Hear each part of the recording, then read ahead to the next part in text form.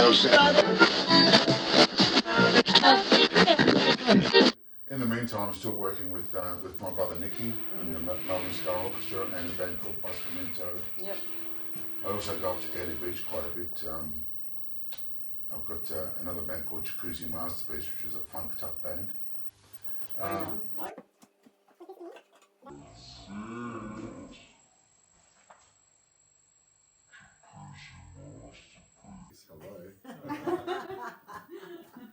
So yeah, that's another sort of project. I just sort of like I'm getting back into the projects. Yeah. I thought I wasn't actually really. Thought I was going to just give up playing. Really. Yeah. What was your first band called? The Fugitives. I remember that. Yeah. That was like. Family band. Yeah. Well, before we had the family band, I used to play drums. So I was doing a gig at. I was 10 years old at the time, just playing drums, and then when I turned 11, or around that time, Dad bought a piano, and my brother Nicky turned 5, and Dad said, okay, you play the piano now and teach Nicky the drums. I'm thinking, have I got a choice? No. If you knew my dad, you had no choice. Whatever he said went. So anyway, I ended up playing keyboards, and then Nicky was playing drums, and then we had a band for a while, and then Josephine, my older sister, joined the band, and then Carmen joined the band, so it was a family band, and that was the time when ABBA sort of first came out. And we were doing a couple of ABBA songs, and we were doing, every weekend we were gigging. I don't think there was a New Year's Eve for years and years and years that we didn't play. In fact, I think I could probably count them in one hand from the time I was 11 to how many New Year's Eves I've had off. But yeah, and that just became our life, really. We toured though. We toured we to Fugitives. Went from Fugitives to Fugitive Flight. Yeah, and we were doing pubs and stuff. 5-6 nights a week.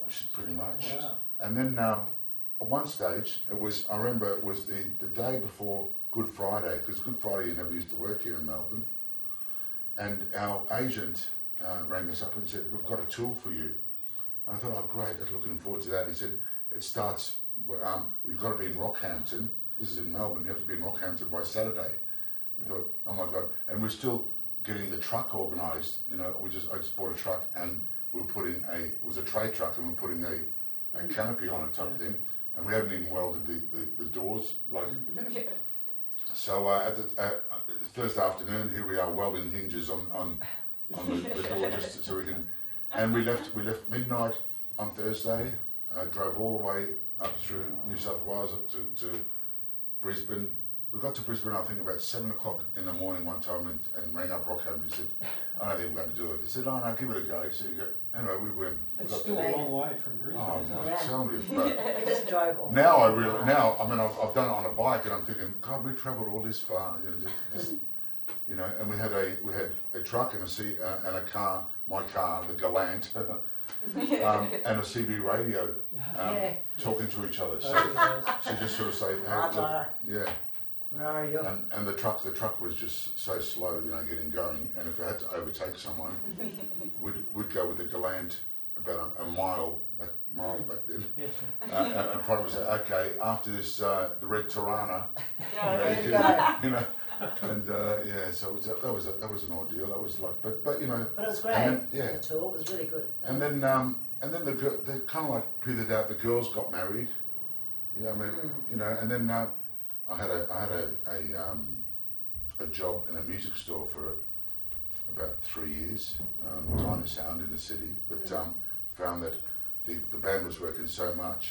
We started to get Thursday nights, Friday nights, Saturday, and I couldn't do both things. So Peter Robinson, who was the boss of the Diner Sound at the time, said, well, you have to kind of make a choice, And I thought, okay, I'm going to go with the band, because I had the rest of the family sort of like, and that's it. That's the only day job I've ever had.